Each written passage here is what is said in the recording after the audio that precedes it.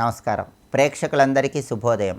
ఈనాటి శుభయోగం శీర్షికన ఆషాఢ బహుళ ఏకాదశి సందర్భంగా ఎలాంటి విధి విధానాలు పాటించాలో, తద్వారా ఎలాంటి ప్రయోజనాలు సిద్ధింపజేసుకోవచ్చో పరిశీలిద్దాం. ప్రధానంగా హైదరాబాద్ మహంకాళి అమ్మవారి జాతర తర్వాత ఈరోజు అమ్మవారికి బోనాలు నిర్వహిస్తారు. కాబట్టి బోనాలు సందర్భంగా దగ్గరలో ఉన్నటువంటి కాళికా అమ్మవారి ఆలయానికి వెళ్ళి అమ్మవారికి రకరకాల నైవేద్యాలు సమర్పించడం, అలాగే అమ్మవారి ఆలయ ప్రాంగణంలో నిమ్మకాయ దీపాలు వెలిగించడం, అమ్మవారికి నిమ్మకాయల దండను సమర్పించడం ద్వారా కాళికా అమ్మవారి సంపూర్ణమైన అనుగ్రహానికి ప్రతి ఒక్కరూ సులభంగా పాత్రలు కావచ్చు. అలాగే ఆషాఢ మాసంలో బహుళపక్షంలో వచ్చే ఏకాదశి తిథిని కామికా ఏకాదశి అనే పేరుతో పిలుస్తారు. ఈ కామికా ఏకాదశికి ఉన్నటువంటి ప్రాధాన్యత పరిశీలిస్తే, కామికా ఏకాదశి సందర్భంగా ఎవరైతే విష్ణువుని తులసి దళాలతో పూజిస్తారో వాళ్ళకి బంగారం దానం చేసిన ఫలితం కంటే, వెండి దానం చేసిన ఫలితం కంటే కొన్ని వేల రెట్లు విశేషమైన ప్రయోజనాలు కలుగుతాయని ధర్మశాస్త్ర గ్రంథాల్లో చెప్పారు. కాబట్టి కామికా ఏకాదశి సందర్భంగా విష్ణువుని తులసి దళాలతో పూజించడం ద్వారా సమస్త శుభాలు చేకూరతాయి. అలాగే కామికా ఏకాదశి రోజు విష్ణువుని పూజిస్తే అశ్వమేధ యాగం చేసిన ఫలితం కలుగుతుందని కూడా బ్రహ్మదేవుడు నారద మహర్షికి వివరించాడని ప్రామాణిక గ్రంథాల్లో చెప్పారు. కామికా ఏకాదశి సందర్భంగా తులసికోట పూజ విశేషమైన శుభ ఫలితాలను కలిగింపజేస్తుంది. తులసికోట దగ్గర ఆవు నెయ్యితో దీపాన్ని వెలిగించటం, తులసికోటకు ప్రదక్షిణలు చేయటం, తులసికోట దగ్గర లక్ష్మీనారాయణుల చిత్రపటం ఉంచి పూజ చేయటం ద్వారా జన్మజన్మల పాపాలన్నీ భస్మీపటలమైపోతాయని కూడా ధర్మశాస్త్ర గ్రంథాల్లో చెప్పారు. అలాగే పరమ పవిత్రమైనటువంటి కామికా ఏకాదశి సందర్భంగా వెన్న ఎవరికైనా దానమిస్తే మానసిక అశాంతి తొలగిపోతుంది, మానసిక ప్రశాంతత కలుగుతుంది. ముక్కోటి దేవతల సంపూర్ణమైన అనుగ్రహం కలగాలంటే గోగ్రాసం ఎవరికైనా దానం ఇవ్వాలి. అలా దానమిస్తే ఉత్తమ ఫలితాలు కలుగుతాయి. కాశీ క్షేత్రంలో గంగా స్నాన ఫలితం లభించాలన్నా, కేదార్నాథుణ్ణి దర్శనం చేసుకున్న ఫలితం లభించాలన్నా, కురుక్షేత్రంలో సూర్యగ్రహణం ఉన్న సమయంలో దానాలు ఇచ్చినటువంటి ఫలితం లభించాలన్నా కామికా ఏకాదశి రోజు విష్ణువుని పూజించాలని ప్రామాణిక గ్రంథాలన్నీ తెలియజేస్తున్నాయి. అందుకే ఈరోజు విష్ణు సంబంధమైన ఆలయం, రాముడు, కృష్ణుడు, నరసింహస్వామి, వెంకటేశ్వర స్వామి, ఏ విష్ణు సంబంధమైన ఆలయానికైనా వెళ్ళి ఆలయంలో ధ్వజస్తంభం దగ్గర దీపాన్ని వెలిగించటం, సరి సంఖ్యలో ప్రదక్షిణలు చేయటం, ఆలయంలో సమ్మార్జన చేయటం ఉత్తమ ఫలితాలను కలిగింపజేస్తుంది. దేవాలయాన్ని శుభ్రం చేయటం, దేవాలయం దగ్గర ముగ్గులు వేయటం, దేవాలయంలో భక్తులకు ప్రసాద వితరణ చేయటం, దేవాలయంలో మొక్కలకు నీళ్లు పోయటం, ఇలా దేవాలయంలో సేవ చేస్తే దాన్ని సమ్మార్జన అంటారు. కామికా ఏకాదశి సందర్భంగా విష్ణు సంబంధమైన ఆలయంలో సమ్మార్జన చేయటం ద్వారా విష్ణుమూర్తి సంపూర్ణమైన అనుగ్రహం కలుగుతుంది. గృహంలో విష్ణువుని పూజించేవాళ్ళు పచ్చకర్పూరంతో విష్ణువుకు హారతి ఇవ్వటం, పచ్చకర్పూరం కలిపిన తీపి పదార్థాలు లక్ష్మీనారాయణుల చిత్రపటం దగ్గర నివేదనగా సమర్పించి ప్రసాదంగా స్వీకరించడం ద్వారా సమస్త శుభాలను సిద్ధింపజేసుకోవచ్చు. విష్ణు సహస్రనామ స్తోత్రం కానీ, విష్ణు పంజర స్తోత్రం కానీ ఈరోజు చదివినా విన్నా ఉత్తమ ఫలితాలు కలుగుతాయి. స్తోత్రాలు చదువుకోలేని వాళ్ళు ఓం నమో నారాయణాయ, ఓం నమో భగవతే వాసుదేవాయ అష్టాక్షరి ద్వాదశాక్షర మంత్రాలు పఠించండి. విష్ణు కృపకు పాత్రులై సమస్త శుభాలను సిద్ధింపజేసుకోండి. రేపటి శుభయోగం శీర్షికన మంగళవారం సందర్భంగా సమస్త దృష్టి దోషాలు తొలగింపజేసుకోవటానికి ఎలాంటి విధి విధానాలు పాటించాలో పరిశీలిద్దాం. నమస్కారం.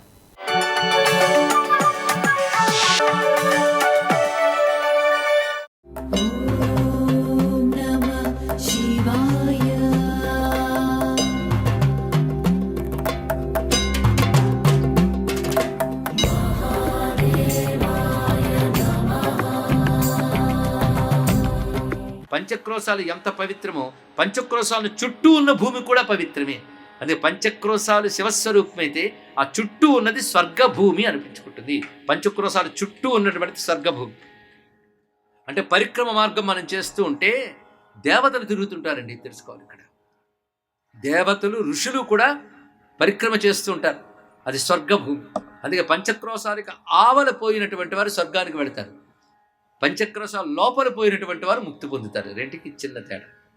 అంటే పంచక్రోశం చుట్టూ కూడా స్వర్గభూమి ఉన్నది, అక్కడ దేవతలు ఉంటారు సుమా. పైగా కొంతమంది లోపలికి రావడానికి అనుమతి లేని వాళ్ళు దేవతలు కొందరు ఉంటారు. కొంతమంది భోగలాలసులైన వాళ్ళు ఆ బయటే తిరుగుతుంటారు. వాళ్ళు అక్కడే నివాసం ఏర్పరచుకుంటూ అక్కడి నుంచి కాశీకి దండం పెడుతూ కూర్చుంటారు. ఇక్కడ లోపలికి రావాలంటే ఎన్ని పుణ్య విశేషాలు ఉండాలో అని చెప్తున్నారు. అంతేకాదు ఎప్పటికైనా మాకు కాశీ క్షేత్రంలోకి ప్రవేశించే యోగం లభిస్తుందా అనే ఆశతో పంచక్రోశాలకి ప్రదక్షిణ చేస్తుంటారు చుట్టూ ఆ బహిరంగంలో అని చెప్తూ, కాశీ లోపల అనేక రకమైన తీర్థములు ఉన్నాయి. ఓంకార తీర్థం నుంచి కేదార తీర్థం వరకు కాశీలో 3 ఖండములుగా విభాగం చేసి ఓంకార ఖండ, విశ్వేశ్వర ఖండ, కేదార ఖండములు అని చెప్తారు. ఈ అసీ నది చివరి వరకు కేదార ఖండం అని చెప్పబడుతుంది. ఈ మొత్తం ఇది పవిత్రమైనది. మధ్యలో విశ్వేశ్వరుడు ఉన్న ప్రాంతం అంతా కూడా అంతర్గేహం అని చెప్పబడుతున్నది. ఇక్కడ పంచక్రోశాల్లో మంత్లీ అంతర్గేహం యొక్క ప్రత్యేకత ఉన్నది సుమా అని చెప్తూ, కాశీని చేరిన వారు అన్ని విధాలా మళ్ళీ బయటికి వెళ్ళిపోవాలని ఎవ్వరు అనుకోరు సుమా. కాశీకున్న ఆకర్షణది వెళ్ళాలనిపించనివ్వదు అని చెప్తూ, కాశీ మహాత్మ్యం విన్నాక తిరిగి వెళ్ళిపోవాలి అనిపించిందంటే వాడి మీద భ్రమ అనే శక్తి పనిచేసినట్లే అన్నాడు. కనుక కాశీలో ఉండాలి అనే భావం కలగకుండా ఏదైనా అడ్డుకుంది అంటే అదొక పాపఫలంగా వచ్చే భ్రమ రూపమైన ఒక శక్తి. ఈ భ్రమ అనేక రూపాలతో వస్తుంది. అదే భ్రాంతి, ఉద్భ్రాంతి, విభ్రాంతి, సంభ్రాంతి ఇత్యాది రూపాలతో రావచ్చు. కనుక కాశీలో ఉన్నవాడు గట్టిగా పట్టుకోవలసిన దైవము దండపాణి. ఆ దండపాణ భ్రమ తొలగించగలడు. అందుకే దండపాణిని బాగా ఆరాధన చేయాలి. క్షేత్రపరాయణుడైన వాడు దండపాణి పూజ నిత్యం చేయాలి సుమా. ఇది ముఖ్యమైనటువంటిది. ఇది లింగక్షేత్రం. దీని ప్రదక్షిణాదుల యాత్ర చేసేవాడు దండపాణిని, కాలభైరవుణ్ణి, డుండి గణపతిని ప్రధానంగా గుర్తుపెట్టుకో. మళ్ళీ చెప్తున్నా, దండపాణి, కాలభైరవుడు, డుండి గణపతి, అన్నపూర్ణ, విశాలాక్షి, భవాని, అదేవిధంగా దుర్గా, కాశీలో ఉన్న దుర్గా. వీళ్ళ రక్షణ చాలా అవసరం. వీళ్ళ రక్షణ ఉంటే కాశీలో ఉంటుంది. అంటే ఇప్పుడు దండపాణి, కాలభైరవుడు, అన్నపూర్ణ, భవాని, దుర్గా, 5వది గణపతి. 5గురిని నిత్యం కాశీలో గట్టిగా ఆరాధన చేయాలి. వాళ్ళ అనుగ్రహంతో కాశీలో ఏ లోటు లేకుండా ఉండవచ్చు అని వివరిస్తూ శివుడు అమ్మవారికి చెప్పాడు అనే విషయాన్ని వేదధర్ముడు చెప్తున్నాడు. స్వయంగా శివుడు అమ్మవారితో చెప్తున్నది ఏంటంటే, ఇవన్నీ ఉండాలి కాశీలో. ఒక్కటి ఉంటే చాలు. కాశీలో దండపాణి నుంచి అందరూ అనుగ్రహిస్తారు. ఒక్కటి ఉంటే చాలు. అదేమిటంటే, దేవి నీ అనుగ్రహం ఉండాలి అని చెప్పాడు. ఇక్కడ అంటే చుట్టూ తిప్పెడు తీసుకొచ్చారంటే అమ్మవారి అనుగ్రహం ఉంటే అటు దండపాణి కానీ, భైరవుడు కానీ వీళ్ళందరూ కూడా వాడికి అనుకూలించేస్తారు. వాడి పాప బుద్ధి లేకుండా చేయగలరు. ఎందుకంటే అమ్మ అనుగ్రహించినంత తేలిగ్గా ఎవరు అనుగ్రహిస్తారండి? అది కాశీలో గట్టిగా పట్టుకోవలసిన తల్లి అమ్మ జగన్మాత. ఏ పేరుతో ఉందండి? అనేక పేర్లతో ఒకే అమ్మ ఉంది. అసలు పేరు మాత్రం భవాని. ఇది తెలుసుకోండి. కాశీలో ఉన్న అమ్మవారి అసలు పేరు భవాని. విశ్వేశ్వరుడితో పాటు ఉన్నటువంటిది భవాని. అదే భవాని సహితంగా వచ్చినవాడు విశ్వనాథుడు. ఆడ తర్వాత ఒకనొక కరువు ఏర్పడినప్పుడు ఆ తల్లి అన్నపూర్ణయే అనుగ్రహించింది. ఆ తల్లి అప్పటి నుంచి అన్నపూర్ణ అని చెప్పబడుతుంది. శక్తిపీఠ నిర్మాణములైనప్పుడు ఆ తల్లి విశాలాక్షి అనే పేరుతో చెప్పబడుతుంది. కానీ అసలు తల్లి భవాని. ఆ భవానియే అన్నపూర్ణ, విశాలాక్షి. అంతేకాదు, ఆ భవాని ఎంత అనుగ్రహించిందంటే మొత్తం భూమండలంలో అమ్మవారి శక్తిపీఠాలు చాలా ఉన్నాయి. కోట్ల కొలది ఉన్నాయని దేవి భాగవతం చెప్తాను. ఇన్ని శక్తిపీఠాల సూక్ష్మ పీఠాలు కాశీలో ఉన్నాయండి. అది రహస్యం. భూమండలం ఉన్న సర్వశక్తి పీఠాలు కాశీలో ఉన్నాయి. అలా అమ్మవారి స్వరూపాల్లో శక్తిపీఠాలు తర్వాత చెప్పుకోదగ్గవి అమ్మవారి యొక్క దశమహావిద్యా స్వరూపాలు. 10 మహావిద్యలు, కాళీ విద్య మొదలుకొని భువనేశ్వరి విద్య వరకు చెప్పబడుతున్న దశమహావిద్యల రూపాలు కాశీలో ఉన్నాయి. అదొకటి. అలాగే నవదుర్గలు కాశీలోనూ ఉన్నారు. లక్ష్మీ రూపాలు ఎన్నైతే లక్ష్మీ ఆగమాలు, లక్ష్మీ పాంచరాత్ర మొదలు చెప్తున్నాయో అన్ని లక్ష్మీ రూపాలు ఇక్కడ ఉన్నాయి. సరస్వతీదేవి రూపాలు ఎన్ని చెప్పారో అన్ని సరస్వతీమూర్తులు ఇక్కడ ఉన్నారు. కానీ శక్తికి సంబంధించిన సర్వస్వరూపాలు ఇక్కడ ఉన్నాయి. అందుకే దేవీ భాగవతంలో స్పష్టంగా అమ్మవారే చెప్తారు, నా శక్తిపీఠాలు ఎందుకు ఏర్పడ్డాయంటే నా భక్తులు నన్ను ఆరాధించి సిద్ధి పొందడానికై నా శక్తిపీఠాలు ఉన్నాయని చెప్తాను. అయితే ఎన్ని శక్తిపీఠాలు ఉన్నాయి? లెక్కలేనని ఉన్నాయి. కామాక్షి, కాంచి శక్తిపీఠం, హిమాలయాల్లో పూర్ణగిరి పీఠం ఉన్నది. ఇలాంటివి చాలా చాలా ఉన్నాయి కదా. కామాక్ష శక్తిపీఠం ఉంది, ఓఢ్యాన పీఠం అని చెప్పబడుతుంది. కామాక్ష ఏ శక్తిపీఠమైనా సరే చేసిన మంత్రానికి కోట్ల రెట్లు ఫలం ఇవ్వగలదు. అమ్మ ఎన్ని శక్తిపీఠాలు ఉన్నాయి కదా, అందులో ఏది నీకు ప్రీతి అని దేవతలు అడిగితే అమ్మవారు చెప్పింది, అన్ని శక్తిపీఠాలు ఒక ఎత్తు, కాశీ ఒక్కటి ఒక ఎత్తున అమ్మవారు. కానీ అమ్మవారి ఉపాసన చేసిన వారు ఎవరైనా కాశీలో చేసినట్లయితే పూర్ణ సిద్ధి లభిస్తుంది. ఒక్క భవానీదేవిని మచ్చిక చేసుకుంటే ఆ తల్లి కృప సంపూర్ణంగా సిద్ధిస్తుంది ఇక్కడ అని స్వామి స్వయంగా చెప్తున్నాడు. శివుడు పార్వతీదేవితో అంటున్న మాట ఇక్కడే. ముక్తో భవే దేశ నచాన్య దైవ మత్స్య ప్రసాదాత్ అపి తే విరక్త. కర్తుమేవం ప్రభవత్య విఘ్నం కలౌ మనుష్యో బహుదోషయుక్త.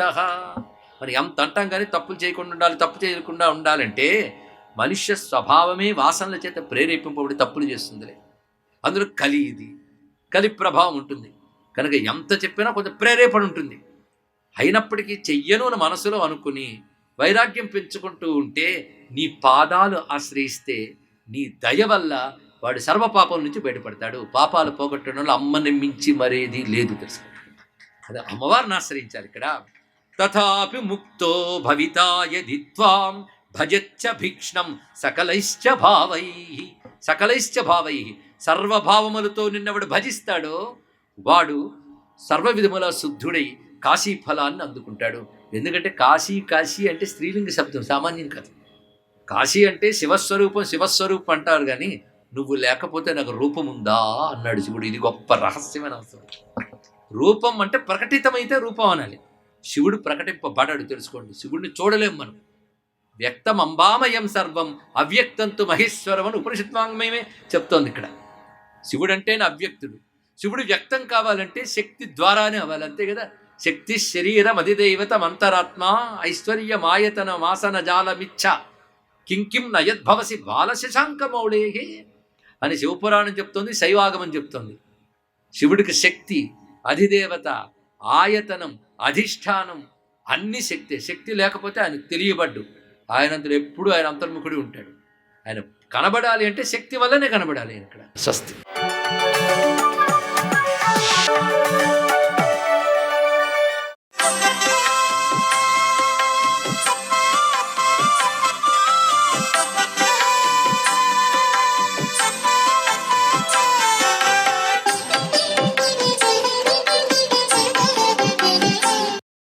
ఓం నమో వెంకటేశాయ.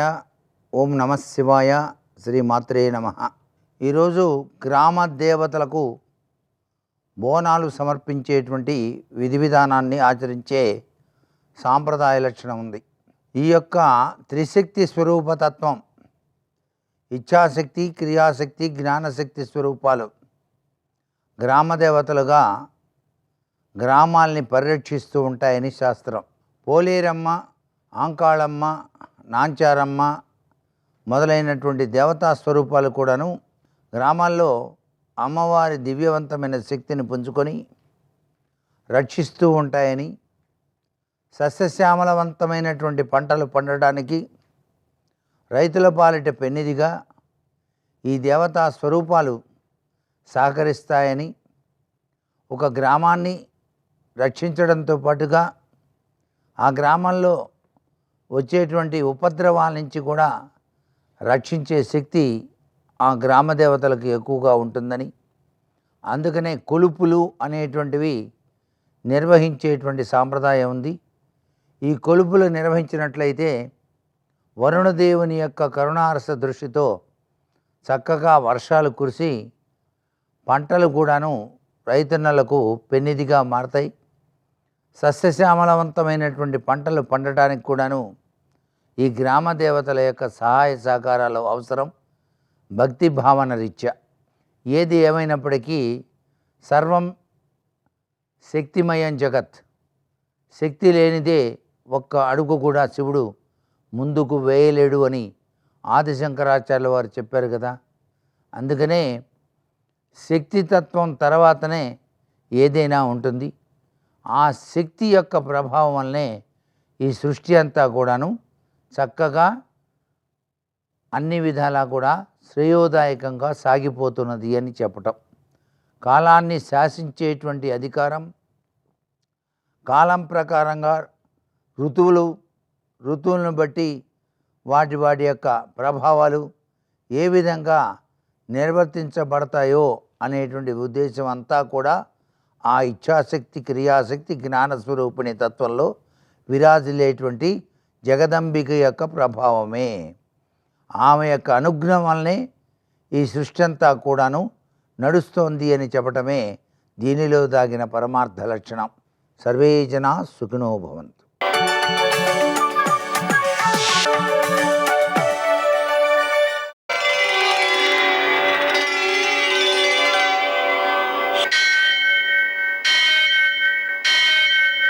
सहस्रशीरुषं देवं विश्वाक्षं विश्वशम्भुवं विश्वं नारायणं देवमक्षरं परमं पदं विश्वतः परमां नित्यं विश्वं नारायणगुं हरिं विश्वमेवेदं पुरुषस्तद्विश्वमुपजीवति पतिं विश्वस्यात्मेश्वरगुं शाश्वतगुं शिवमच्युतं नारायणं महाज्ञेयं विश्वात्मानं परायणम्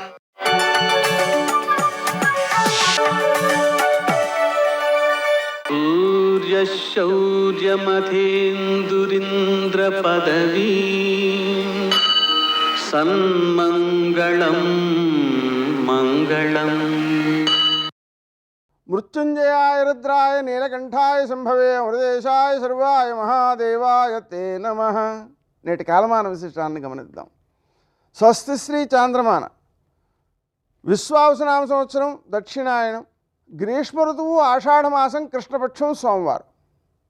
సూర్యోదయం 5:55 సూర్యాస్తమయం 6:49.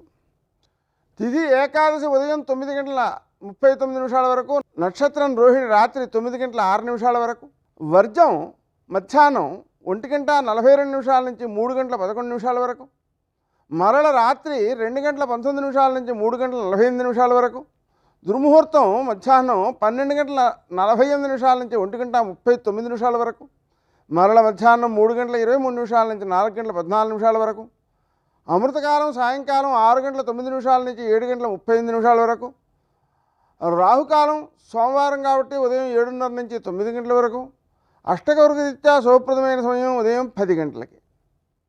నేటి విశేషం కామదైకాదశి, పవిత్ర ఏకాదశి. మాధ్వులకు, వైష్ణవులకు, స్మార్తులకు కూడా పవిత్ర ఏకాదశి, కామదైకాదశి. పవిత్ర ఏకాదశి అనే భావనతో మనం ఉపవాసం ఉండడం వల్ల మనలో పవిత్రత పెరుగుతుంది. అన్నిటికంటే ముఖ్యం ఆర్థిక పవిత్రత అండి. ఆహార శుద్ధి కావాలి, ధర్మ మార్గంలో ఆర్జించిన సంపద కావాలి, దాన్నే ఆర్థిక పరిశుద్ధి అంటారు. అలాగనే వండేవారు శుద్ధంగా చేయాలి, శుద్ధమైన మనసుతో చేయాలి. తినేవారు మనసును ప్రశాంతంగా ఉంచుకొని తినాలి, పదార్థాలను పవిత్రంగా చేయాలి, నైవేద్యం చేయాలి, ప్రసాదం తీసుకోవాలి. ఇన్నుంటే అది ఆహార పవిత్రత అవుతుంది. అయితే అటువంటి పవిత్రతను కలిగించడానికి ఏకాదశి ఉపవాసం బాగా పనిచేస్తుంది. కామదైకాదశి కావడం వలన మన పూర్వంలో ఏవైతే కోరికలు ఉన్నాయో వాటిని అన్నిటినీ కూడా పూర్తి చేసేసి మోక్షానికి సిద్ధం చేసేటువంటి స్థితి కలుగుతుంది. కామదైకాదశికి దాని కొత్త కోరికలు కోరుకోవడం కోసం కాదు, అది ఆషాఢ మాసం సందర్భంగా ఈరోజు అమ్మవారికి బోనాలు సమర్పించుకుంటూ ఉంటారు. ఆ సమర్పణ వ్యక్తిలో పరిశుద్ధతను తీసుకొస్తుంది. నేటి ఆణిముత్యాలు.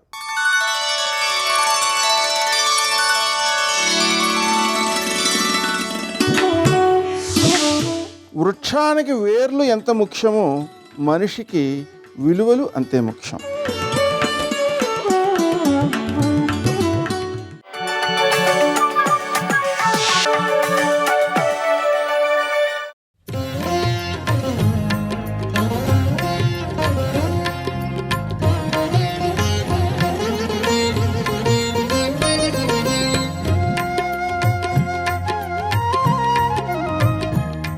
రామచంద్రమూర్తి నన్ను నీ దగ్గరికి పంపించారంటే అందరిలో తక్కువ బలం ఉన్నవాడిని నేనేనమ్మా. నాకన్నా సమానులు ఉన్నారు, నాకన్నా అధికులు ఉన్నారు తప్ప నాకన్నా తక్కువ వాళ్ళు సుగ్రీవుడి దగ్గర లేరమ్మా అన్నారు. ఏమి వినయమ్మా స్వామిది. అందుకే ఎవరు హనుమ పాదములు పట్టుకుంటారో వాళ్ళకి వినయం వస్తుంది. అవినయమపనయ విష్ణోహో అంటారు శంకర భగవత్పాదులు షట్పదీ స్తోత్రం చేస్తూ. మొట్టమొదట కావలసింది వినయమే అంటారు. కాబట్టి అంతటి రాశీభూతమైనటువంటి వినయం. అంత బాధపడుతున్న సీతమ్మ లంకాదహనం చేసి వెనక్కి తిరిగి వచ్చినటువంటి హనుమని చూసి, నాయనా వెళ్ళిపోతానంటావేరా, ఎన్నాళ్ళైందిరా నాయనా రామకథ విని, ఈ లంకాపట్టణంలో రామకథ చెప్పేవాడు లేడురా, ఇన్నాళ్ళకొచ్చావురా తండ్రి, వెళ్ళిపోకురా, ఇంకొక్క రోజుండి రామకథ చెప్పరా అని బతిమాలింది. అమ్మా నేను వెళ్ళాలి కదమ్మా, వెళ్ళాలి, రామచంద్రమూర్తికి నీ క్షేమవార్త చెప్పాలి, వానరుల్ని ప్రోత్సహించాలి, అందరం కలిసి రావాలి, సముద్రాన్ని దాటాలి, రావణాది రాక్షసుల్ని సంహరించాలి, మళ్ళీ నీతో కలిపి రామచంద్రమూర్తికి పట్టాభిషేకం అవ్వాలి, నేను కృతకృత్యుడనవ్వాలి, వెళ్ళకపోతే ఎలాగమ్మా అన్నారు. మాట చేత ఓదార్చారు తల్లిని. రామాయణమంతా మాట వైభవమే, రామాయణమంతా వాగ్వైభవమే. అందుకే ఆ వాక్కు ఉన్న నరులు రామాయణం చదువుకుంటే అబ్బా మనం ఇలా మాట్లాడచ్చు అనమాట. మన మాట చేత ఇంత శాంతి కల్పించవచ్చు, మన మాట చేత లోకానికి అంత ప్రీతి చేకూర్చచ్చు, మనకున్న మాటని సక్రమంగా వినియోగించుకోగలిగితే చాలు మనం తరించిపోతామని తెలుసుకుంటారు. అంత గొప్ప వాగ్వైభవాన్ని ఆవిష్కరించింది సీతమ్మ తల్లి. రావణాసురుడితో మాట్లాడుతూ కూడా అదే అంటుంది, ఇహ సంతో నవాసంతి సతోవా నానువర్తసే తథాహి విపరీతాతే బుద్ధిరాచారవర్జిత నివర్తయ మనోమత్త సజనే క్రియతాం మనః ఆత్మానుపమాం కృత్వా స్వేషు దారేషు రమ్యత అతుష్టం స్వేషు దారేషు చపలం చలితేంద్రియం. ఆవిడ ఎంత స్పష్టంగా చెప్పిందో. అందుకే సుందరకాండ ఒక యుగంలో ఒక కాలంలో ఒకరికి పనికొచ్చినది కాదు, ఏ యుగంలో ఏ కాలంలో ఎవరికైనా పనికొస్తుంది. కారణం సీతమ్మ తల్లి మాటలు. ఆవిడంటుంది, ఎందుకురా అక్కర్లేని పనులు చేస్తావు, ఇహ సంతో నవాసంతి సతోవా నానువర్తసే తథాహి విపరీతాతే బుద్ధిరాచారవర్జిత. మంచి మాటలు చెప్పేవాళ్ళు లేరా ఈ ఊళ్ళో? ఒకవేళ మంచి మాటలు చెప్పినా నువ్వు వినవా? ఎందుకని నీకు ఇటువంటి ఉద్ధతితో కూడిన బుద్ధి ఏర్పడింది రావణ? ఎందుకు నువ్వు ఇలా ప్రవర్తిస్తుంటావు? ఎందుకు నువ్వు ఇటువంటి స్థితిలో అక్కరలేని మాటలు మాట్లాడతావు? ఈ పాపం చేత నువ్వు ఎంత మూట కట్టుకుంటున్నావు? నేను సీతమ్మని అపహరించి తెచ్చానని అనుకుంటున్నావు తప్ప నిజంగా నువ్వు నన్ను అపహరించి తేగలిగిన మొనగాన్ని అనుకుంటున్నావా? నన్ను అపహరించి తేవడం వల్ల నువ్వు కట్టుకున్నటువంటి పాపం నువ్వు ఎక్కడికెడితే మాత్రం ఆ పాపం పోతుంది. ఈ పాపం వల్లే కదా నువ్వు మరణించబోతున్నావు. అంత తపస్సు చేసినటువంటి రావణాసురుడు తన మరణాన్ని తాను వండుకున్నాడు. ఏ రూపంలోనో తెలుసా? మహాపతివ్రత అయిన సీతమ్మ తల్లి కంటి వెంట బాష్పధారలు పడేటట్టుగా ప్రతిరోజు వెళ్ళి మాట్లాడకూడని మాటలన్నీ మాట్లాడాడు. ఆ మాటలు మాట్లాడడం వల్ల మహాపతివ్రత యొక్క హృదయము గాయపడింది, బాధపడింది. ఆమె బాధపడేటట్టు ఎన్ని మాటలు మాట్లాడాడో ఆ మాటల వలన తాను చచ్చిపోవడానికి కావలసినంతటి మహాపాపాన్ని వండుకున్నాడు. ఆ పాపాన్ని వండుకున్నాడు కాబట్టే రామచంద్రమూర్తి చేతిలో మరణించాడు. కాబట్టి మాట ఒకడు చచ్చిపోయాడు, మాట ఒకరు భవిష్యత్ బ్రహ్మ అయ్యారు. అదే హనుమ మాట్లాడితే మహానుభావుడు తన మాటల వైభవం చేత భవిష్యత్ బ్రహ్మ కాగలిగారు. ఒక్క మాట ఎన్ని చోట్ల రామాయణాన్ని గతి తిప్పిందో. ఒకానొక సందర్భంలో రావణాసురుడు మాయారామచంద్రమూర్తిని సృష్టించాడు. విద్యుజ్జిహ్వుడు అని ఒక రాక్షసుడు వాణ్ణి పిలిచాడు. పిలిచి యుద్ధం ప్రారంభం అవ్వబోతోంది. రాముడు వచ్చి తీర ప్రాంతంలో విడిది చేసి ఉన్నాడు. రాముడు యుద్ధం చెయ్యకుండా సీతమ్మని వశం చేసుకోవడానికి నేను ఒక ప్రణాళిక రచించాను, నువ్వు నాతో లోపలికి రా అన్నాడు. గదిలోకి తీసుకెళ్ళి ముమ్మూర్తుల రాముడు ఎలా ఉంటాడో అటువంటి తల, రాముడి ధనస్సు ఎలా ఉంటుందో అటువంటి ధనస్సు తయారు చేయి అన్నాడు. తన మాయాశక్తి చేత సృష్టించాడు విద్యుజిహ్వుడు. విద్యుజిహ్వుడిని తీసుకుని వెళ్ళాడు. వెళ్ళి సీతమ్మ, వాడు సీతమ్మ అనడు, నేనంటానంతే. రాత్రి రామచంద్రమూర్తి అని నేనంటాను వాడంటూ. రాముడు విడిది చేసి ఉండగా నా సైన్యాధిపతి అయినటువంటి ప్రహస్తుడు నిశ్శబ్దంగా ప్రవేశించి నిద్రపోతున్న రాముని యొక్క కుత్తుక కోసేశాడు. రాముడి శరీరం విడిచిపెట్టేశాడు. అదిగో తల తీసుకొచ్చాను చూడని అక్కడ పడేశాడు. అచ్చు రాముడి శిరస్సే. ఇదిగో చూడు రాముని యొక్క ధనస్సని బంగారు పొందులున్న ధనస్సు విసిరాడు. తల్లి ఏడ్చింది. యుద్ధకాండలో ఎంత ఏడ్చిందో. సర్వం శ్రీ ఉమామహేశ్వర పరబ్రహ్మార్పణమస్తు. స్వస్తి.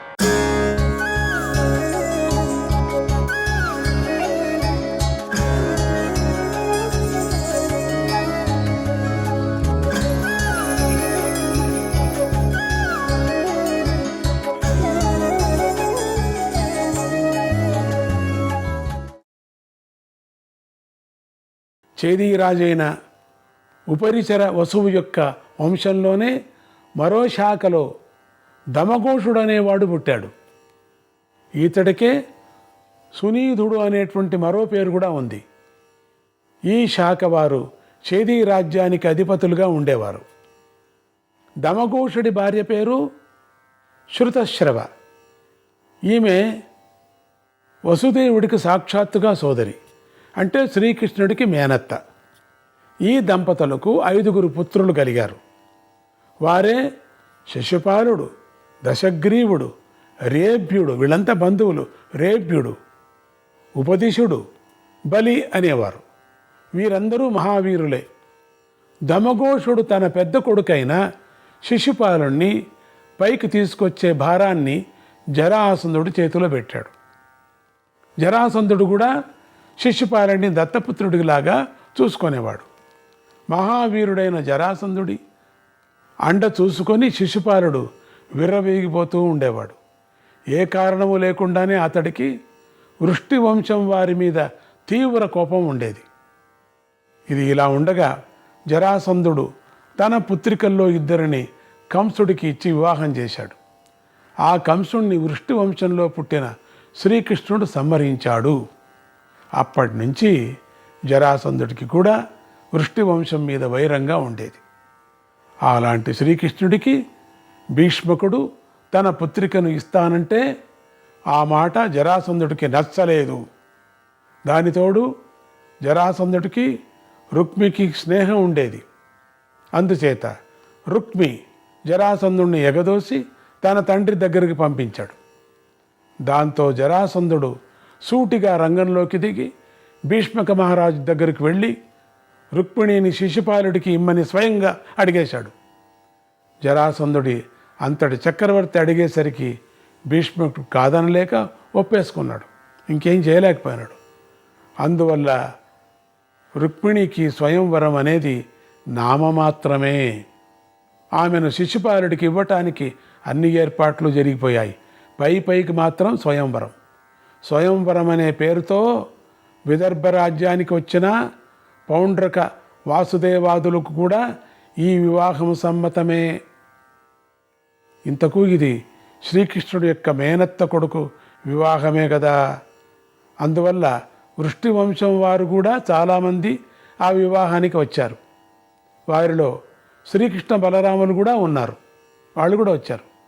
భీష్మక మహారాజు ఈ వృష్టి వంశం వారందరికీ స్వాగతం పలికి ఊరి వెలుపల రాజోచితమైన బసలు ఏర్పాటు చేశాడు. రేపు పెళ్ళి అనగా ఇవాళ రుక్మిణీదేవిని పెళ్లి కూతురిని చేసి సర్వాభరణాలతోనూ అలంకరించారు. వివాహానికి పూర్వరంగంగా చేసే పూజలు ఆమె చేతి చేయించారు. అన్నీ అయ్యాక ఇంద్రాణీదేవి పూజ జరపవలసి ఉంది. ఆ పూజ కోసం రుక్మిణీదేవిని రథంలో కూర్చోబెట్టి ఇంద్రాణీదేవి ఆలయానికి తీసుకొచ్చారు. ఇది లోపలనే జరిగిపోయింది. ఇంకొక వార్త ఆమె ఇలా దేవాలయానికి వెళుతూ ఉండగా దారిలో ఆమెను శ్రీకృష్ణుడు చూశాడు. మహాసౌందర్యరాశిగా ఉన్నటువంటి రుక్మిణిని చూసేసరికి శ్రీకృష్ణుడికి కొత్త ఆలోచన వచ్చింది. వెంటనే అతను తన అన్న బలరాముడితోనూ ఇతర వృష్టి వంశవీరులతోనూ సంప్రదించి ఒక నిర్ణయానికి వచ్చాడు. ఈలోగా రుక్మిణీదేవి ఇంద్రాణీదేవి పూజ పూర్తి చేసుకొని దేవాలయంలో నుంచి బయటకు వచ్చింది. ఇంతలో శ్రీకృష్ణుడు మెరుపులాగా ఆమె దగ్గరికి వెళ్ళి ఆమెను 2 చేతులతోనూ ఎత్తుకొని తన రథంలో కూర్చోబెట్టుకున్నాడు. సందు చూసుకున్నాడు కృష్ణుడు. ఇంద్రాణి దేవత పూజ ముగించుకొని బయటికి వస్తూ ఉంది. అంతే. అందరూ వాళ్ళ తీర్మానంలో ఉన్నారు. బయటకు వచ్చింది అంతే. బలరాముడికి చెప్పాడు కృష్ణుడు, చూసుకో కాస్త అని. ఎందుకంటే ముందు జరగబోయేది తెలుసు కదా. శ్రీకృష్ణుడు మెరుపులాగా ఆమె దగ్గరికి వెళ్ళి ఆమెను 2 చేతులతోనూ ఎత్తుకొని తన రథంలో కూర్చోబెట్టుకున్నాడు. రుక్మిణీదేవి కూడా శ్రీకృష్ణుడిని గుర్తుపట్టి అతడికి సహకరించింది. రుక్మిణికి రక్షణగా ఉన్నటువంటి సైనిక దళాల వారు ఈ హఠాత్ పరిణామానికి నివ్వెరబోయారు. రుక్మిణి చుట్టూ ఉన్నారు. వాళ్ళంతా అర్థం కాలే వాళ్ళకు. గద్ద ఎత్తకపోయినట్టు ఎత్తకపోయింది. గరుడ ఎత్తకపోయినట్టు. త్వరలైనా తేరుకున్నారు వీళ్ళంతా. శ్రీకృష్ణుని రథం మీదకి దూకపోయారు. రథం ఎక్కడ దొరుకుతుంది? కానీ పక్కనే ఉన్నటువంటి బలరాముడు దగ్గరలో ఉన్న మర్రి చెట్టు ఒకటి పీకి దాన్నే గదగా చేసుకొని మీద పడుతున్నటువంటి సైనికులందరినీ చల్లాతరు చేశాడు చకచకని. ఈలోగా ఇతర వృష్టి వంశ సైనికులు కూడా యుద్ధంలోకి దూకి ఇలా బలరాముడు, యుయుధానుడు మొదలైనటువంటి వృష్టివంశ వీరులంతా కుండీన సైన్యాల మీద ఎదురుదాడి చేస్తున్నాయి. ఆ తరుణంలో శ్రీకృష్ణుడు రుక్మిణీదేవితో ద్వారకాపురం వైపు వేగంగా వెళ్ళిపోయాడు. ఇది గమనించిన దంతభక్తుడు, వీళ్ళంతా ఉన్నారే, జరాసంధుడు, శిశుపాలుడు, పౌండ్రిక వాసుదేవుడు మొదలైన వారంతా కోపంతో శ్రీకృష్ణుని వెంటబడ్డారు. కానీ ఈలోగా యుయుధానుడు, బలరాముడు, గోవేషణుడు మొదలైన వృష్టి వంశీయునుడు వీరు ముందుకు వెళ్ళటానికి వీలు లేకోకుండా అడ్డం పడ్డారు. అందరూ చాలామంది వాళ్ళు కూడా మనవాళ్ళు ఉన్నారు కదా. క్షణంలోనే ఆ యుద్ధం మహాఘోర యుద్ధంగా మారిపోయింది. ఇది ఇలా ఉండగా రుక్మిణీ సోదరుడైన రుక్మికి ఇది ఒక పెద్ద అవమానంగా తోచింది. దాంతో అతడు తన తండ్రి అయినటువంటి భీష్మక మహారాజు దగ్గరకు వెళ్ళి, నేను ఆ శ్రీకృష్ణుని చంపి రుక్మిణిని వెనక్కు తీసుకురాకుండా మన కుండిన నగరంలోకి అడుగు పెట్టను అని భీకరంగా ప్రతిజ్ఞ చేసి గొప్ప సైన్యాన్ని వెంటబెట్టుకొని మరో దారి వెంబడి రథాలను నడిపించి శ్రీకృష్ణుని వెంటబడ్డాడు. రుక్మి చాలా దూరం ప్రయాణం చేశాక నర్మదా నదీ తీరంలో శ్రీకృష్ణుని రథాన్ని గుర్తుపట్టాడు. శ్రీకృష్ణుడు మరీ అంత వేగంగా ఏమీ పోవడం లేదు. అందువల్ల రుక్మి ముందుకు దూసుకు వెళ్ళి శ్రీకృష్ణుని రథానికి తన రథాన్ని అడ్డుపెట్టాడు. మన కోసం మన సైనికులు ఎందుకు మరణించాలి? నీకు దమ్ముంటే నాతో ద్వైరథ యుద్ధానికి రా అని గర్జించాడు. ద్వైరథ యుద్ధం అంటే ద్వంద్వ యుద్ధంలాగా ఇద్దరు రతికులైనటువంటి వీరుల మధ్య జరిగేటువంటి యుద్ధం. రుక్మి యొక్క సవాలును విన్న శ్రీకృష్ణుడు నవ్వి ఊరుకున్నాడు. కానీ ఈలోగా రుక్మియే విజృంభించి శ్రీకృష్ణుని బాణాలతో ముంచేశాడు. శ్రీకృష్ణుడు ఆత్మరక్షణ చేసుకోక తప్పులేదు, ఆ టైంలో చేసుకోక తప్పదు. అందుకని ఆ ప్రయత్నంతో రుక్మి యొక్క ధ్వజం విరిగిపోయింది, సారథి తల తెగిపోయింది, రుక్మి చిక్కుల్లో పడిపోయాడు. ద్వైరరథ యుద్ధమని రుక్మి స్వయంగా ప్రకటించిన ఉన్నప్పటికీ అతడి వెనకాలన్న దక్షిణాది రాజులంతా ఒక్కసారిగా శ్రీకృష్ణుడి మీదకి విరుచుకుపడ్డారు. శ్రీకృష్ణుడి వెనకాల వేరే సైన్యం లేదు. అయినా సరే శ్రీకృష్ణుడు వాళ్ళందరి మీదకి బాణవర్షాలు కురిపించాడు. ఆ సైన్యాన్ని చిన్నం చేశాడు. ఈలోగా రుక్మి మరో రథం తీసుకొని శ్రీకృష్ణుడి మీదకి దివ్యాస్త్రాలను ప్రయోగించాడు. శ్రీకృష్ణుడు చిరునవ్వు నవ్వుతూనే ఆ దివ్యాస్త్రాలను నిర్వీర్యం చేసి రుక్మి యొక్క ధనస్సును, రథాన్ని కూడా విరగ్గొట్టాడు.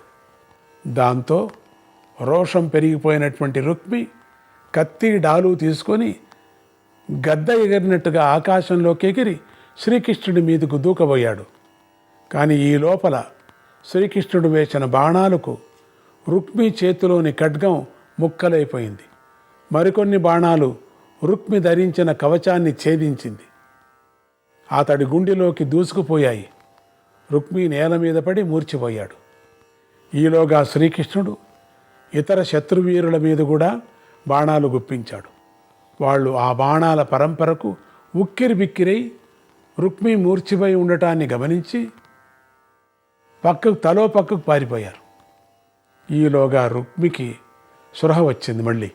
కానీ పైకి లేవలేక మూలుగుతూ మట్టిలోనే పడి దొర్లుతున్నాడు. అది గమనించిన రుక్మిణీదేవి శ్రీకృష్ణుని పాదాల మీద పడి, మా అన్నను చంపవద్దు అని ప్రార్థించింది. శ్రీకృష్ణుడు ఆమెను ఓదార్చి, రుక్మి దగ్గరకు వెళ్ళి నిన్ను చంపను అని అభయం ఇచ్చి రుక్మిణీదేవిని తీసుకొని ద్వారకానగరం వైపు దూసుకు వెళ్ళిపోయాడు. ఈలోగా బలరామాదులు కూడా తమ యొక్క ప్రత్యర్థులను ఓడించి భంగపరిచి ద్వారకానగరం చేరుకున్నారు. శ్రీకృష్ణుడు వెళ్ళిపోయిన తర్వాత రుక్మి పక్షంలోని శృతర్వుడు అనే రాజు రుక్మి దగ్గరకు వచ్చి అతడిని తన రథం మీదకి ఎక్కించుకొని తన నగరానికి తీసుకువెళ్ళి వైద్యాలు కూడా చేయించాడు. పాపం స్వాభిమాన మదంగల రుక్మి నేను నా ప్రతిజ్ఞను నెరవేర్చలేదు గనుక కుండినపురంలోకి అడుగు పెట్టను అని పట్టు కూర్చున్నాడు. భీష్మక మహారాజే మెత్తబడి విదర్భ దేశానికి దగ్గరలో భోజకటకం అనే పేరుతో ఒక కొత్త పట్టణాన్ని నిర్మించి రుక్మి అక్కడే ఉండి రాజ్యపాలన చేసే ఏర్పాటు చేశాడు. ఇక మున్ముందుగా ద్వారకా నగరం చేరుకున్నటువంటి శ్రీకృష్ణుడు తన అన్నగారు మొదలైన వృష్టి వంశీయ అందరూ అంతా వచ్చేదాకా ఆగి వారందరి సమక్షంలో రుక్మిణీదేవిని శాస్త్రోక్తమైనటువంటి విధానంతో వివాహం చేసుకున్నాడు. జై బోలో రుక్మిణీ సమేత శ్రీకృష్ణ పరమాత్మకి జై. ఆ విధంగా రుక్మిణీదేవి శ్రీకృష్ణుడికి పెద్ద భార్య అయ్యింది. రుక్మిణీ శ్రీకృష్ణుల దాంపత్యం ఎంతో అన్యోన్యంగా సాగింది. ఆ దంపతులకు క్రమంగా 10 మంది కొడుకులు, 1 కూతురు పుట్టారు. చారుదేష్ణుడు, సుదేష్ణుడు, ప్రద్యుమ్నుడు, సుషేణుడు, చారుగుప్తుడు, చారుబాహుడు, చారువిందుడు, సుబాహువు, భద్రచారువు, చారువు అనేవారు పుత్రులు. వీరందరూ అస్త్రశస్త్ర విద్యలు నేర్చిన మహావీరులే. ఇక పుత్రిక పేరు చారుమతి. ఆ తర్వాత శ్రీకృష్ణుడు క్రమంగా మరో 8 సుందరాంగులను వివాహం చేసుకున్నాడు. వారి పేర్లు కాళింది, ఈమె సూర్యపుత్రి; మిత్రవింద, ఈమె శ్రీకృష్ణుడి మేనత్త, రాజాదిదేవి యొక్క పుత్రిక. ఇక సత్య, ఈమె అయోధ్యాధిపతి అయినటువంటి నగ్నజిత్ యొక్క పుత్రిక. జాంబవతి, ఈమె త్రేతాయుగం నాటి జాంబవంతుడి పుత్రిక. రోహిణి, ఈమెకే మరో పేరు భద్ర, మరో పేరు కైకేయి. ఈమెకు కావాలనుకున్న రూపాన్ని పొందేటువంటి కామరూప విద్య ఉండేది. ఈమె శ్రీకృష్ణుడి మరో మేనత్త అయినటువంటి శృతికీర్తి పుత్రిక. లక్షణ, ఈమె మధురరాజు పుత్రిక. సత్యభామ, ఈమె సత్రాజితు పుత్రిక. గాంధారి, ఈమె శేభ్యరాజు పుత్రిక. వీరుగాక మరో 16,000 మందిని శ్రీకృష్ణుడు వివాహం చేసుకున్నాడు. అంటే 16,100 మందిని 16,100 మందిని అని చెప్పాం కదా ఆ రోజు గోసాయిలని. శ్రీకృష్ణుడు వారందరి యందు కూడా సమానమైనటువంటి ప్రేమతో ఉండి సమానంగా ఆదరించేవాడు. వారందరికీ పుత్రులు జన్మించారు. ఆ పుత్రులందరూ విద్వాంసులు, వీరులు, పుణ్యాత్ములు అయ్యారు. రుక్మి భోజకటం అనేటువంటిది అనుకున్నాం కదా, ఆ భోజ రాష్ట్రంలోనే స్థిరపడిపోయాడు. కొంతకాలానికి అతడికి శుభాంగి అనే ఒక కూతురు పుట్టింది. ఆ పిల్లకి అతడు స్వయంవరం ఏర్పాటు చేశాడు. ఆ స్వయంవరానికి రుక్మిణీపుత్రుడైన ప్రద్యుమ్నుడు కూడా వెళ్ళాడు. ఇతడు చాలా అందగాడని ప్రతీతి. అంటే కృష్ణుడి కన్నా అందగాడని కూడా చెప్పేవాళ్ళు అప్పుడప్పుడు. ఆ స్వయంవరంలో శుభాంగి ప్రద్యుమ్నే వరించింది. రుక్మికి ఇష్టం లేకపోయినా ఆ వివాహం జరిపించక తప్పలేదు, ఎందుకంటే అది స్వయంవరం కదా. శుభాంగి ప్రద్యుమ్న దంపతులకు అనిరుద్ధుడు అనే పుత్రుడు పుట్టాడు. ఇతడు మంచి వీరుడని పేరు పొందాడు. అనిరుద్ధుడు యువకుడయ్యేసరికి రుక్మి యొక్క పౌత్రి అయినటువంటి రుక్మవతి పెళ్లి ఈడుకు వచ్చింది.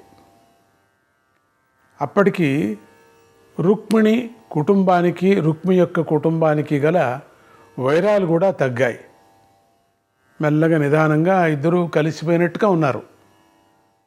ఆ రుక్మవతిని అనిరుద్ధుడికి ఇచ్చి వివాహం జరుపుకోవాలని రుక్మిణి కోరుకుంది. రుక్మి కూడా మెత్తపడి తన మనవరాలిని అనిరుద్ధుడికి ఇస్తానని ముందుకు వచ్చాడు. ఇంకా బాగా కలిసిపోయింది ఈ కుటుంబాలు. ఇరు వర్గాల వారు ఒప్పుకున్నారు. శ్రీకృష్ణ పక్షం వారంతా తమ సైన్యాలతో సహా విదర్భకు తరలి వచ్చారు. వివాహం వైభవంగా జరిగింది మనవరాలిది. ఆ వివాహానికి రుక్మీ పక్షం వారు కూడా చాలామంది రాజులు వచ్చారు. వాళ్లలో కొందరు రుక్మి దగ్గరకు వచ్చి, రుక్మి మహారాజా, నువ్వు జూదంలో మంచి నేర్పరివి. మగపెళ్లి వారిలో బలరాముడికి ఈ ఆట అంటే చాలా ఇష్టం. కానీ అతడు ఈ ఆటలో నేర్పరి కాదు. కనుక నువ్వు బలరాముణ్ణి ద్యూతానికి పిలిచి ఆటలో బలరాముణ్ణి ఓడిస్తే మేమంతా చూసి సంతోషిస్తాం. చూడండి, వీళ్ళిద్దరూ అంతా కలిసిపోతే పక్కలో ఉండేవాళ్ళు చెడగొడతారు అనటానికి ఇది ఒకటి సాక్షి. నువ్వు ఆయన్ని ఆటకు పిలువు అని బలవంత పెట్టారు. వద్దులేని చెప్పాడు. వదిలే, కలిసిపోయాం కదా, ఎందుకులే ఈ ఆటల్లో అంత ద్యూతం ఆటం అంటే మోసమే కదా, వద్దులే అన్నాడు. అయినా వదిలితే కదా చుట్టూ ఉండేవాళ్ళు, వదల్లే. రుక్మి కూడా సంతోషంగానే ఒప్పుకున్నాడు, కొనాకు పోన్లేని. రుక్మి ఇతర రాజులు కలిసి బలరాముణ్ణి ఆటకు పిలిచారు. అతడు కూడా ఒప్పేసుకున్నాడు. వారు వైభవానికి తగ్గట్టుగా ద్యూత మంటపం ఏర్పాటైంది. సర్వ విరోధాలకు మూలమైనటువంటి జూదం మొదలైంది. జూదం అంటే విరోధం, నాశనం, ఇవి రెండు తప్పవు. ఇక ఆటలో బలరాముడే మొదటి పందెం వేశాడు. మొదలు పెట్టడమే 10,000 బంగారు నాణాలు తన పందెం అన్నాడు. అనేశాడు ఊరూరికే ప్రారంభంలో బలరాముడు. అది ఓడిపోయాడు. అయినా బలరాముడి ఉత్సాహం తగ్గలేదు. ఏం ఓడిపోయానా నేను, 10,000 అంటూ చాలాసార్లు పందెం పెట్టాడు. అన్నిసార్లు రుక్మే గెలిచాడు. రుక్మి చాలా బుద్ధివంతుడు. గెలుస్తున్న కొద్దీ రుక్మిలో హాస్యం పెరిగింది. ప్రక్కనున్న రాజులు అతన్ని మెచ్చుకోవడం మొదలుపెట్టారు. రుక్మి బలరాముడి మీద చలోక్తులు పెంచాడు. హాస్యం చేయటానికి, నువ్వు ఓడిపోతున్నావని. దాంతో రెచ్చిపోయినటువంటి బలరాముడు తన పందెం 1,000,000 బంగారు నాణాలు అన్నాడు. దీంట్లో కూడా రుక్మే గెలిచాడు. గెలిచినవాడు ఊరుకోక బలరాముడికి బుర్ర లేదు, అన్ని పందాలు నేనే గెలుస్తున్నాను అని బిగ్గరగా నవ్వాడు. అది చూసి రుక్మి పక్షంలోని కళింగరాజు పళ్ళన్నీ ఇకలిస్తూ బలరాముణ్ణి వెక్కిరించసాగాడు. మొత్తం పూర్తిగా పెట్టాడు పళ్ళంతా. అది రోషం రాకుంటుందండి. బలరాముడిలో ఉగ్రోషం చాలా కట్టలు తెంచుకుంటుంది.